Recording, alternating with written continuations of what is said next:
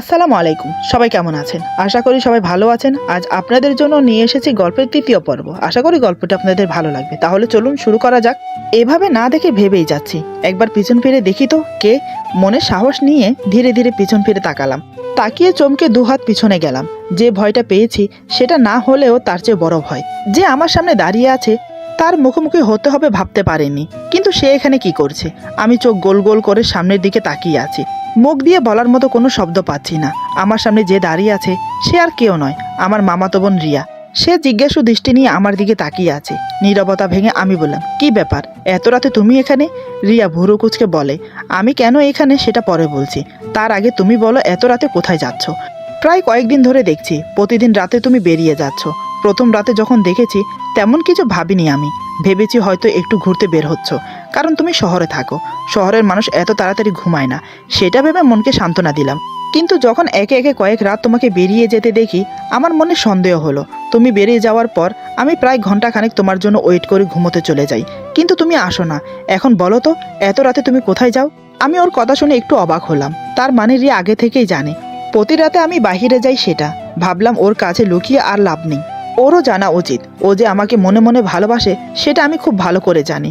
সেটা বেশি বাড়াবাড়ি পর্যায়ে চলে গেলে সমস্যা হতে পারে, তাই আর আমি গোপন করলাম না। সেই প্রথম দিন স্টেশন থেকে শুরু করে সব কথা ওকে খুলে বললাম। আনুশকা আর আমার মাঝে একটা ভালোবাসার সম্পর্ক হয়েছে সেটাও বললাম। সব শুনে রিয়া হাঁ হয়ে আমার দিকে তাকিয়ে থাকে। ওর চোখ দিয়ে টপ টপ করে জল পড়ছে। ওর মুখে হারানোর দুঃখ কষ্ট, তার সাথে ভয়ের ছাপও ফুটে উঠেছে। আমি বুঝতে পারছি আমার কথায় ওর মন ভেঙে গেছে। ও শক্ত পাথরের মতো দাঁড়িয়ে আছে আমার দিকে তাকিয়ে। আমি ওর মনের অবস্থা বুঝতে পেরেও না বোঝার ভান করে বললাম, রিয়া রাগ করো না, আমার এখন সময় নেই হাতে, আমি এখন যাই, এমনিতে অনেক দেরি হয়ে গেছে। এই বলে সাইকেল ঘুরিয়ে যেতে যাব, ঠিক তখনই রিয়া আমার হাত চেপে ধরে। আমি একটু বিরক্ত হয়ে বললাম, আবার কি হলো? তোমাকে তো সব বললাম, আমার অলরেডি অনেক দেরি হয়ে গেছে। ওইদিকে আনুশকা আমার জন্য ওয়েট করছে। রিয়া কাঁপা কাঁপা গলায় বলে, তুমি আজ যাবে না? আমি অবাক হয়ে বললাম, কি বলছো তুমি? আমি যাব না? কিন্তু কেন? রিয়া বলে, আমি তোমাকে যা বলবো তুমি হয়তো বিশ্বাস করবে না, তাই বলছি তুমি এখন যাবে না, তুমি বরং কাল সকালে যাও। আমি বললাম, কিন্তু আনুশকা তো আমাকে দিনে যেতে বারণ করেছে, বলেছে আমি যেন দিনে না যাই, লোকে দেখলে খারাপ ভাববে। রিয়া বলে, আমার অনুরোধ, তুমি আর যাবে না, কাল সকালে যেও। আমি বললাম, কিন্তু কেন যাব না সেটা তো বলবে। রিয়া বলে, আমি যা বলবো তুমি বিশ্বাস করবে? আমি বললাম, বিশ্বাস অবিশ্বাসের ব্যাপারটা পরে আসছে, তুমি আগে বলো। রিয়া বলে, ঠিক আছে, আমি তোমাকে সব বলবো, তবে আমাকে ছুঁয়ে কথা দাও, তুমি এমন কিছু করবে না যার জন্য আমাদের সবাইকে কষ্ট পেতে হয়। রিয়ার কথায় আমি ধন্দে পড়ে গেলাম। কি এমন কথা ও আমাকে বলতে চাচ্ছে? আমাকে ভাবতে দেখে রিয়া বলে, কি হলো, আমাকে ছুঁয়ে কথা দাও। আমি ওর কথায় ওর হাত শক্ত করে ধরে বললাম, বেশ, আমি কথা দিচ্ছি, এমন কিছু করব না যাতে সবাই কষ্ট পায়। রিয়া বলে, তাহলে চলো আমরা ওইদিকে গিয়ে বসি। আমরা দুজন এক জায়গায় গিয়ে বসলাম। আকাশে চাঁদ নেই আজ, চারিপাশে কালো মিশমিশে অন্ধকার, মনে হচ্ছে আজ কাল রাত্রি। অন্ধকারের মাঝে ঝিঝি পোকাগুলো জ্বলে জ্বলে আলো দিচ্ছে। আবহাওয়াটা বেশ ভালো, ঠান্ডা ঠান্ডা বাতাস বইছে। আনুশকার কথা খুব মনে পড়ছে, আজ ওকে কাছে পাবো না, ওর জন্য মনটা খুব ছটফট করছে। কিন্তু রিয়া আমাকে কেন বাধা দিল? কি এমন রহস্যময় কথা ও বলতে চায়? আমি আর রিয়া বসে আছি। রিয়া বলতে শুরু করলো, প্রথমত তোমাকে একটা কথা ক্লিয়ার করে বলি, আমি তোমাকে অনেক আগে থেকে ভালোবাসি। এবার তুমি আসাতে আমি খুব খুশি হয়েছি। আমি কত বোকা, আমি ভেবেছি আমার মতো তুমিও আমাকে ভালোবাসো, কিন্তু আমার ধারণাটা আজ ভুল হয়ে গেল। আচ্ছা ছাড়ো আমার কথা, যা আমার সাথে হয়েছে সেটা আমার ভাগ্য, তবে আমি তোমাকে ভালোবাসি, ভালোবেসে যাব। আমার জীবনে তুমি ছাড়া আর কোনো অস্তিত্ব থাকবে না। আমি শুধু আমার কথাই বলে যাচ্ছি, আসল কথাই বলছি না। আমি জাতক পাখির মতো ফেল ফেল করে তাকিয়ে আছি ওর মুখের দিকে। রিয়া আবার বলতে শুরু করলো, তুমি যে আনুশকার কথা বলছো তাকে আমি চিনি। আমি আর সে একই কলেজে পড়তাম। পড়তাম বলতে এখন আমি পড়ি, সে পড়ে না। এবার আমি কথা না বলে থাকতে পারলাম না, কারণ আনুশকা বলেছে সে পড়ে। আমি বললাম, পড়তো মানে সে তো এখনো পড়ে, তাই না? আনুশকা তো আমাকে তাই বলল। রিয়া বলে, আমার কথা এখনো শেষ হয়নি। আজ থেকে 2 বছর আগে আনুশকা আমার সাথে পড়তো। ওর একটা বয়ফ্রেন্ড আছে, ওর নাম সুজন। ছেলেটা দেখতে বেশ ছিল। দুজন একসাথে দাঁড়ালে মনে হতো ওরা একে অপরের জন্য সৃষ্টি হয়েছে। দুজন দুজনকে অনেক ভালোবাসতো। একদিন রাতে আনুশকা তার বয়ফ্রেন্ডের সাথে বৃষ্টিতে ভেজে। সেদিন প্রচুর বৃষ্টি হয়েছিল, সারা রাত দুজন বৃষ্টিতে ভিজেছে। সেই বৃষ্টিতে ভেজার কারণে আনুশকার খুব জ্বর হলো, তার সাথে ঠান্ডা। 3 দিনের জ্বরে আক্রান্ত হয়ে মেয়েটা মারা যায়। আনুশকা মারা যাওয়ার পর ওর বয়ফ্রেন্ড পাগল হয়ে যায়। আনুশকার মারা যাওয়াটা ও মেনে নিতে পারেনি। ছেলেটা পাগল হয়ে গেল আমাদের চোখের সামনে। শুধু তাই নয়, আনুশকার দাদি ছিল, তিনিও আনুশকার শোকে 2 মাসের মাথায় মারা যায়, কারণ তিনি আনুশকাকে খুব ভালোবাসতেন। তবে আনুশকা মরেও এখনো আত্মা হয়ে ফিরে আসে প্রতি রাতে, সাথে ওর দাদিও। ওদের বাড়িতে একটা নয়, মোট 3টা কবর আছে। একটা ওর মায়ের কবর, আর বাকি 2টা আনুশকা আর আনুশকার দাদির। আনুশকা প্রতি রাতে ফিরে আসে বৃষ্টিতে ভিজে। এই দৃশ্য এলাকার অনেকেই দেখেছে, তাই সন্ধ্যার পর থেকে ওই রাস্তা দিয়ে কেউ যাতায়াত করে না। তুমি যে বললে যেদিন তুমি আসছিলে সেদিন খুব বৃষ্টি হচ্ছিল, আসলে সেদিন কোনো বৃষ্টি হয়নি। ওইটা ছিল আনুশকার মায়া সৃষ্টি করা। আমি স্তব্ধ হয়ে শুনে গেলাম সব। ওর কথাগুলো শুনতে শুনতে আমার চোখ দিয়ে টপ টপ করে জল পড়ছিল। আমি আমার নিজের কানকে বিশ্বাস করাতে পারছি না। এতগুলো দিন আমি আনুশকার সাথে কাটিয়েছি, সে আনুশকা নাকি মৃত। এটাও কি আমাকে বিশ্বাস করতে হবে? রিয়া কি আমাকে সব সত্যি কথা বলছে? ও আমাকে ভালোবাসে বলে মিথ্যে গল্প শোনাচ্ছে না তো? আমি ভাবতে পারছি না কিছু। মুহূর্তের মধ্যে আমার মন ভেঙে চুরমুচুর হয়ে গেল। আমার স্বপ্ন আকাঙ্ক্ষা সব ভেঙে টুকরো টুকরো হয়ে গেল। আমি নড়তে পারছি না জায়গা থেকে। রিয়া বলে, আমি জানি আমার কথাগুলো শুনে তোমার খুব কষ্ট হচ্ছে। যা সত্যি তাই বলেছি। হয়তো তুমি বিশ্বাস করতে পারছো না। যে মেয়েটার সাথে এতদিন তুমি দেখা করে আসছো, সে এক অশরীরী। যাকে এতটা ভালোবাসলে সে এই জগতে প্রাণী নয়। যে জায়গায় গিয়ে তুমি প্রতিটা রাত কাটিয়ে এসেছো, সেখানে ঘরবাড়ির কোনো অস্তিত্ব নেই। কাল সকালে গিয়ে দেখে এসো। আমি তখনও কোনো কথা বলছি না। আমার ইচ্ছে করছে কাউকে শক্ত করে জড়িয়ে ধরে চিৎকার করে কান্না করি। আমার পরিস্থিতি বুঝতে পেরে রিয়া আমার হাতের উপর হাত রেখে বলে, আলো, তুমি ঠিক আছো তো? আমি যেন এটার জন্যই অপেক্ষা করছিলাম। রিয়া আমাকে কথা বলতে না বলতেই আমি ওকে শক্ত করে জড়িয়ে ধরে কান্নায় ভেঙে পড়ি। মেয়েরা সামান্য কষ্টে কান্না করে, আর একটা পুরুষ তখন কান্না করে যখন সে অতিরিক্ত মনে আঘাত পায়, যখন সে কাউকে অতিরিক্ত ভালোবাসে, যখন সে তাকে হারিয়ে ফেলে। আমি রিয়াকে জড়িয়ে ধরার সাথে সাথে রিয়াও আমাকে জড়িয়ে ধরে। দুজনের ব্যথাই একই। এখানে কে কাকে সান্ত্বনা দেবে? একটা ছেলে কতটা ভালোবাসলে সে এভাবে ভেঙে পড়ে। রিয়া বুঝতে পারলো আমি আনুশকাকে কতটা ভালোবাসি। সে নিজেকে স্বাভাবিক করে বলে, আলো, এভাবে ভেঙে পড়ো না, সব ঠিক হয়ে যাবে। একটা কথা সবসময় মাথায় রাখবে, জীবনে কোনো সুখ চিরস্থায়ী হয় না। মুরব্বীরা একটা কথা বলে, আল্লাহ যা করেন ভালোর জন্য করেন। হয়তো এটা তোমার জীবনের ভূমিতব্য ছিল। আমি বললাম, কেন আমার সাথে এমন হলো? আমি জেনে শুনে তো কারোর কোনো ক্ষতি করিনি। রিয়া, তুমি বলো সব কিছু মিথ্যে। আমি যে কোনোভাবে বিশ্বাস করতে পারছি না। তারপর আমি রিয়া থেকে আলিঙ্গন মুক্ত হয়ে বললাম, আমি জানি তুমি আমাকে মিথ্যে কথা বলছো। আমি কি বোকা, তোমার কথা বিশ্বাস করে যাচ্ছি। মরা মানুষ কখনো জীবিত হয় নাকি? পৃথিবীতে ভূত, প্রেত, আত্মা এসব বলে কিছু আছে নাকি? বিজ্ঞান তা কখনো বিশ্বাস করে না। আর আমি একজন বিজ্ঞানের ছাত্র, ইউনিভার্সিটিতে পড়ি। আমি তো এসব ভূত প্রেত বিশ্বাস করি না। ঠিক আছে, আমি এখন যাব না, কাল সকালে নিশ্চয়ই যাব। তখন দেখো তোমার সব মিথ্যে কথা ধরা পড়ে যাবে। এই বলে আমি নিজের রুমে চলে গেলাম। সত্যি বলতে আমার খুব রাগ হচ্ছিল রিয়ার প্রতি। আমি আনুশকাকে ভালোবাসি বলে সে হিংসা করছে, কারণ সে আমাকে ভালোবাসে। সে তো আমাকে পাবে না আর, তাই এসব বানিয়ে বানিয়ে বলছে। আমি নিজের রুমে এসে শুয়ে পড়লাম, কিন্তু দু চোখের পাতায় ঘুম নেই। এত কিছু শোনার পর চোখের ঘুম উধাও হয়ে গেছে। মনটা প্রচুর ছটফট করছে আনুশকার জন্য। রিয়া কেন এতগুলো কথা বানিয়ে বানিয়ে মিথ্যে বলল? সে কি ভেবেছে আমি ওর কথা বিশ্বাস করে আনুশকাকে ভুলে যাব? না, আমি কাল সকালে গিয়ে দেখে আসব। আমি চলে আসার পর রিয়া নিজের রুমে চলে গেল। জানি সেও আজ সারা রাত ঘুমোতে পারবে না। ভালোবাসার মানুষ হারানোর কষ্ট অনেক কষ্টদায়ক হয়। যে হারায় সে বোঝে। সারা রাত আমি আর রিয়া দুজনেই ঘুমোতে পারিনি। সকালে আমি ঘুম থেকে উঠে ফ্রেশ হয়ে সাইকেল নিয়ে বেরিয়ে পড়লাম। নাস্তা পর্যন্ত করিনি। আমাকে এভাবে হন্তদন্ত হয়ে বেরিয়ে যেতে দেখে সবাই অবাক। আমার দিকে হাঁ হয়ে তাকিয়ে থাকে, কেউ কিছু বলে না। আমি যেতে যেতে ভাবছি রিয়া যা বলেছে তা যেন মিথ্যে হয়। মনে মনে এই দোয়া করছে আল্লাহর কাছে একসময় আমি সেই জায়গায় পৌঁছে যাই। গিয়ে যা দেখলাম সেটা আমি কখনোই আশা করিনি। আমার মাথা ভোঁ ভোঁ করে ঘুরছে সামনের দৃশ্য দেখে।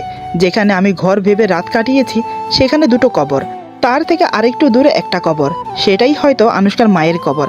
আনুশকা আর আনুশকার দাদির কবর পাশাপাশি। জায়গাটা পুরো বনজঙ্গলে ভর্তি, ঘরবাড়ির চিহ্ন মাত্র নেই।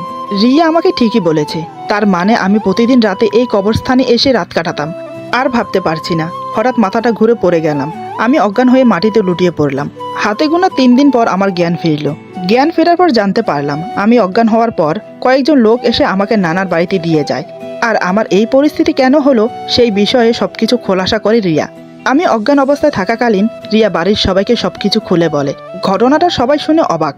মামা বলল, ওকে আর এখানে রাখা ঠিক হবে না, ওকে ঢাকা পাঠিয়ে দেওয়াই বেটার হবে। নানা ভাই বলল, তা তো ঠিক আছে, কিন্তু ওকে আরেকটু সুস্থ হতে দে। নানা ভাইয়ের কথা শুনে রিয়া বলে, দাদু, আমি বলছি কি, আলোর সাথে আমি থাকি, দেখি ওকে বুঝিয়ে সুজিয়ে এসবের থেকে বের করতে পারি কিনা। নানা ভাই বাড়ি শুদ্ধ সবাই রাজি হয়ে গেল রিয়ার কথায়। কারণ রিয়া যে আমাকে ভালোবাসে সেটা ওর মা জানে। ওর মা ব্যাপারটা সবাইকে বলেছে। এই কথা শুনে কারোর আপত্তি ছিল না, বরং সবাই খুশি হয়েছে। রিয়ার কথা অনুযায়ী রিয়া আমার কাছেই থাকে। এই ঘটনার পর আমি আনুশকার চিন্তায় মানসিকভাবে অসুস্থ হয়ে পড়ি। তার জন্য আমাকে ঢাকায় নিয়ে মানসিক হসপিটালে ভর্তি করানো হয়। দিন রাত 24 ঘন্টা রিয়া আমার সাথে ছিল। প্রায় অনেক দিন পর সুস্থ হয়ে বাড়ি ফিরি। এখন আমি সম্পূর্ণ সুস্থ। আনুশকার স্মৃতি, আনুশকার মোহ থেকে অনেকটা বেরিয়ে আসতে পেরেছি। রিয়া একটা কথা বলেছিল, এমন কিছু সুখ আছে চিরস্থায়ী হয় না। হয়তো সেটা আমার ভবিতব্য। অসুস্থতার কারণে আমি ভার্সিটিতে যেতে পারিনি, তাই এখন যাব না বলে পড়াশোনা ছেড়ে দিয়েছি। ভাইয়েদের সাথে অফিসে জয়েন করেছি। আমি অতীত ভুলতে চাই, তাই অফিসে জয়েন করা। কাজের মাঝে ব্যস্ত থাকলে এসব নিয়ে আর ভাববো না। ওইদিকে রিয়ারও আমার মতো একই অবস্থা। আমাকে সুস্থ করতে গিয়ে নিজের পড়াশোনা সব ছাড়তে হয়েছে, তাই সেও আর পড়াশোনা করে না। সেই যে নানার বাড়ি থেকে আমার সাথে ঢাকায় এসেছে, এখনো ফিরে যায়নি বলতে আমার মা বাবা যেতে দেয়নি। একটা মেয়ে কাউকে ভালোবাসলে কতটা স্যাক্রিফাইস করতে পারে সেটা রিয়াকে দেখলে বোঝা যায়। সে আমার জন্য নিজের কেরিয়ার বরবাদ করে দিল। সে কি আমাকে এখনো ভালোবাসে? কিসের আশায় সে এত কিছু করলো আমার জন্য? কি পাবে সে আমার কাছে?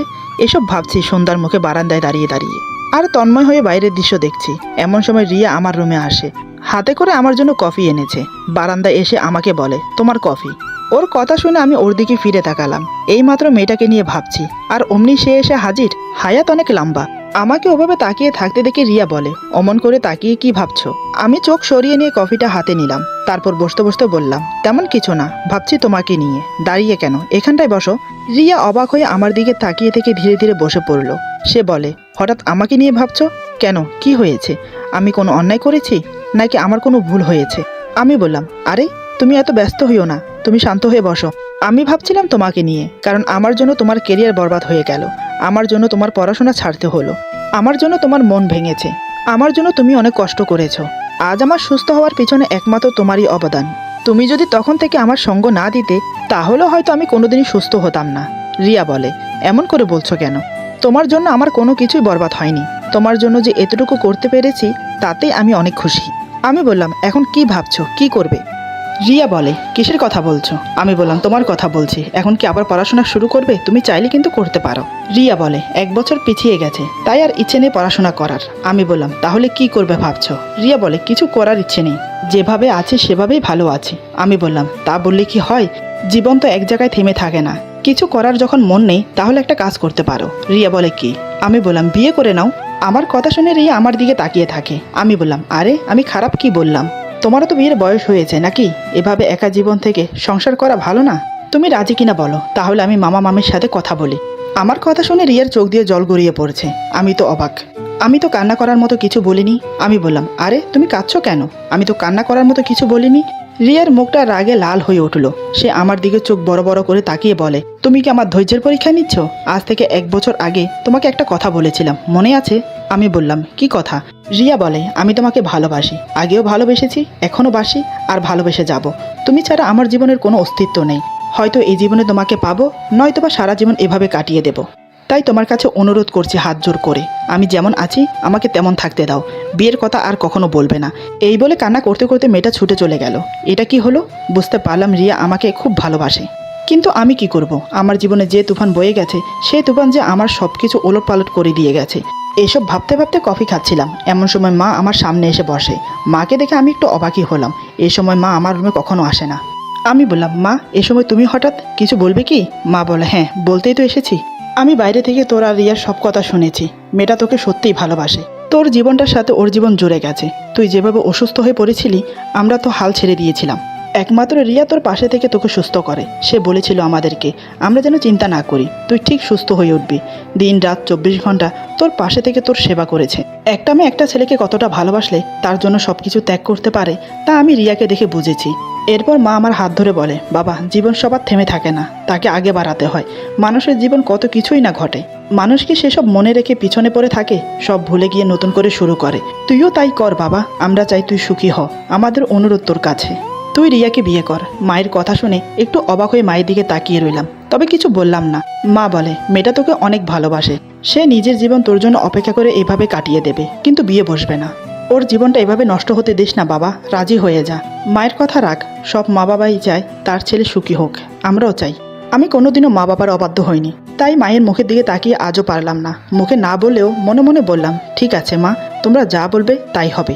এই বলে মা চলে গেল। দেখতে দেখতে রাত হয়ে গেল। রাতের খাবার খেতে বসে রিয়াকে দেখতে পেলাম না। মাকে জিজ্ঞেস করতেই তিনি বলেন, আমি কি করে বলবো, তোর সাথে রাগ করে খেতে আসেনি। আমি বললাম, ঠিক আছে তোমরা খেয়ে নাও, আমি দেখছি। এই বলে ওর রুমে গেলাম। দেখি মেয়েটা রুমে নেই, যত সম্ভব ছাদে হবে, তাই ছাদে চলে গেলাম। গিয়ে দেখি বসে আছে আনমনা হয়ে, আকাশের দিকে তাকিয়ে আছে। আমি ধীরে ধীরে ওর পাশে গিয়ে বসি। আমার দিকে এক নজর দেখে আবার চোখ সরিয়ে নেয়। আমি বললাম, কি হলো, এখানে বসে আছো কেন, খাবে না? রিয়া বলে, আমার খিদে নেই। আমি বললাম, তুমি কি আমার উপর রাগ করে আছো? রিয়া বলে, না, তোমার উপর কেন আমি রাগ করব। আমি কিছুক্ষণ ওর দিকে তাকিয়ে থাকি। বুঝলাম ওর চোখের কোণে জল চকচক করছে। আমি ওর হাত ধরে শক্ত করে। রিয়া কিছু বলে না, চুপচাপ বসে আছে। আমি ওর হাতে একটা চুমু খেয়ে বললাম, এই আমার দিকে তাকাও। আমার কথা শুনে রিয়া আমার দিকে তাকায়। এখন আমরা দুজন একে অপরের চোখের দিকে তাকিয়ে আছি। আমি বললাম, ভালোবাসো আমাকে? রিয়া বলে, হুম।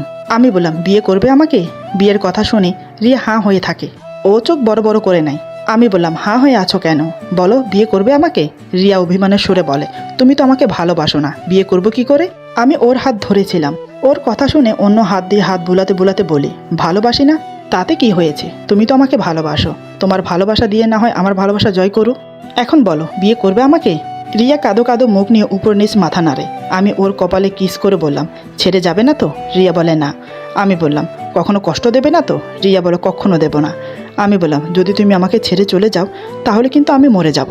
এই কথা শোনার সাথে সাথে রিয়া আমার বুকে ঝাঁপিয়ে পড়ে কান্নায় ভেঙে পড়ে। সে আমাকে শক্ত করে জড়িয়ে ধরে বলে, আমি তোমাকে ছেড়ে কখনো যাব না। আমি তোমাকে অনেক ভালোবাসি, অনেক। আর কখনো মরার কথা বলবে না। তোমার আগে যেন আমার মৃত্যু হয়। আমি বললাম, আরে পাগলি, তুমি মরলে আমাকে ভালোবাসবে কে? আমাকে ভালোবাসার জন্য তোমাকে যে থাকতে হবে। কান্না বন্ধ করো। এই বলে ওর দু চোখের পাতায় আলতো করে কিস করি। আমার ছোঁয়া পেয়ে রিয়া তিত্তির করে কাঁপছে। সে চোখ বন্ধ করে নেয়। আজ আমার মনে সেই অতীতে ফেলে আসা ফিলিংসটা জেগে উঠেছে রিয়ার প্রতি। আমি ওকে আমার বুকে শক্ত করে জড়িয়ে ধরলাম। রিয়া আমাকে বাধা দিল না। আমিও সাহস পেয়ে গেলাম। এবার আমি ধীরে ধীরে ওর কপালে চুমু খেয়ে ওর ঠোঁটে আলতো করে কিস করি। সে লজ্জা পেয়ে সরে যায়। আমি ওর কানে ফিসফিস করে বলি, লজ্জা পেয়ে কোনো লাভ নেই। আজ থেকে বিয়ের জন্য প্রস্তুতি নিতে শুরু করো। এখন লজ্জা পেয়ে সরে যাচ্ছ, কিন্তু বাসরাতে সরে গেলে চলবে না। তখন কিন্তু আমার সব চাই। এখন চলো, খাবে। ততক্ষণে মা বাবার খাওয়া দাওয়া শেষ হয়ে গেছে। আমাদের দুজনকে একে অপরের হাত ধরে নেমে আসতে দেখে তারা যা বোঝার বুঝে গেল। তার পরের দিন থেকে শুরু হলো বিয়ের আয়োজন। খুব ধুমধামের সাথে আমাদের বিয়ে হলো। রিয়াকে খুব সুন্দর করে সাজিয়ে বাসর ঘরে দেওয়া হলো। রাত 12টার দিকে আমি রুমে প্রবেশ করলাম।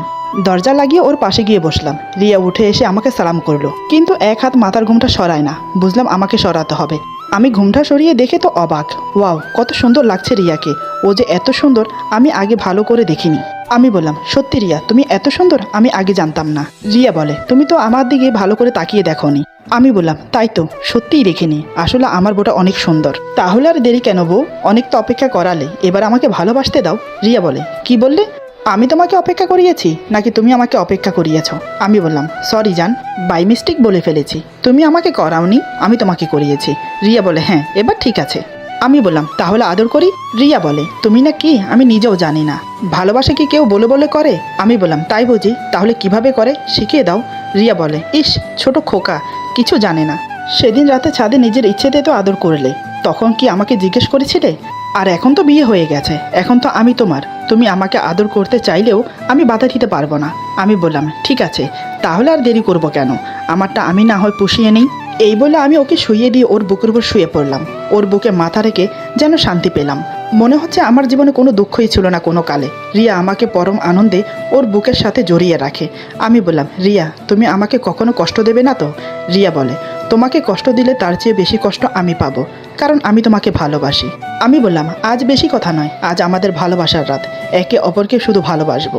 এই বলে আমি ওকে শক্ত করে জড়িয়ে ধরে আদর করতে থাকি। শুরু হয়ে যায় আমাদের নতুন জীবন, নতুন সংসার। তবে আনুশকাকে ভুলতে পারিনি। কি করে ভুলি বলুন? সে হচ্ছে আমার জীবনের প্রথম প্রেম। কথাই আছে না, সব ভোলা যায়, কিন্তু প্রথম প্রেম ভোলা যায় না। আজকের গল্প এখানে সমাপ্ত। আশা করি গল্পটি আপনাদের ভালো লাগবে। যদি ভালো লাগে তাহলে লাইক, কমেন্ট এবং সাবস্ক্রাইব করে আমাদের পাশে থাকুন। সবাই ভালো থাকুন, সুস্থ থাকুন। আল্লাহ হাফেজ।